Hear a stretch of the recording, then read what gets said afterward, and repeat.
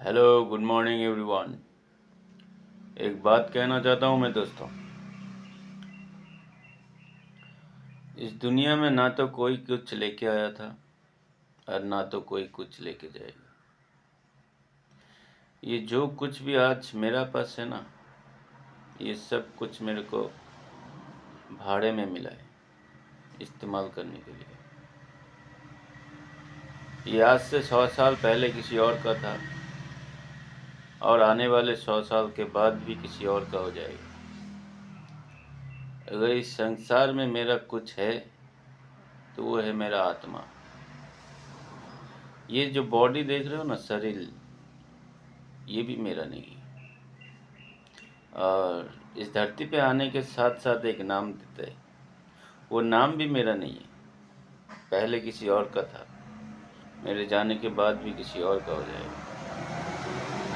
मेरा बस कुछ है तो बस एक आत्मा, और ये आत्मा ही परमात्मा से मिलने के लिए 84 लाख योनियों से गुजर कर मानवता की मिसाल बनती है।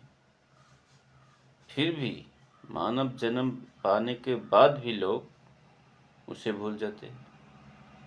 वो सिर्फ दौलत, शोहरत और इज्जत कमाने में बिजी हो जाते हैं। फिर मरते हैं, फिर जन्म लेते हैं, फिर मरते हैं, फिर जन्म लेते हैं। ये सिलसिला चलता ही रहता है जब तक उसे परमात्मा का सत्य को पता ना चले, तब तक। इसलिए जिंदगी मिला है इंसान का, अच्छे कर्म कर लो, वरना तुम्हारी भी हालत चक्रव्यूह की तरह घूमते ही रहना पड़ेगा। इस दुनिया में से कोई भी बच के नहीं गया। ये मृत्यु लोक है, मृत्यु लोक। यहाँ तो भगवान को भी आके चैन से जीने की अनुमति नहीं थी, और तुम और हम तो एक इंसान हैं। जब तक जिंदगी है जी लो, और उसको भी थोड़ी सी याद कर लिया करो, वरना अंत काल में उसे याद करने से वो तुम्हें नहीं देखेगा। आत्मा को परमात्मा की जरूरत है, दौलत की नहीं। दौलत कमाओ, मैं नहीं कहता हूँ आप काम छोड़ दो, कमाओ। हर एक इंसान को एक दायित्व दिया हुआ है ऊपर वाले ने, उसे पालन करना है, नहीं तो उसका भी हिसाब देना पड़ेगा। ईमानदारी से कमाओ, अपनी ज़िंदगी को अच्छी तरह से जीने की कोशिश करो। ज़िंदगी ना मिलेगी दोबारा।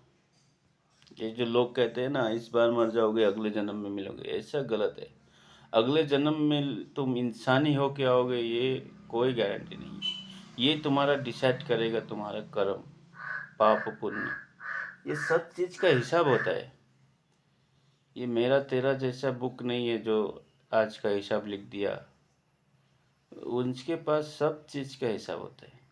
तुम्हें क्या लगता है इस धरती का जैसा एक ही है? नहीं, ये पृथ्वी जितना कई हजार है ऊपर, और इस धरती पे जितने लोग हैं ना, इससे भी कई हजार लोग ऊपर है। ये सब हिसाब करने के लिए एक एक लोगों का हिसाब है।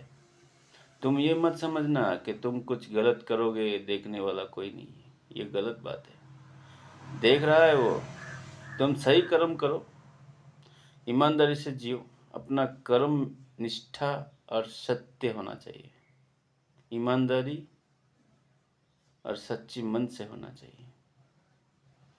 लेट होगा लेकिन फल मिलेगा जरूर।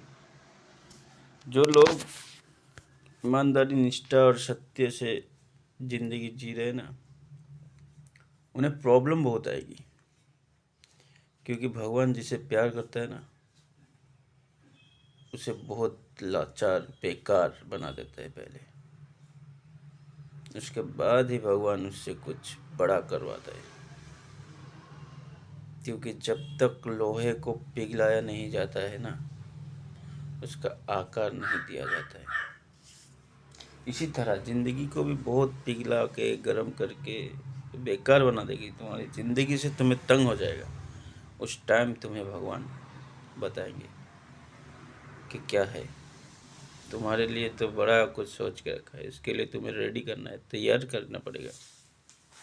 भले ही मेरी बातें तुम्हें बकवास लगता हो, लेकिन सच है। सच्चाई कभी छुप नहीं सकती बनावट के वसूलों से, खुशबू कभी आ नहीं सकती कागज के फूलों से।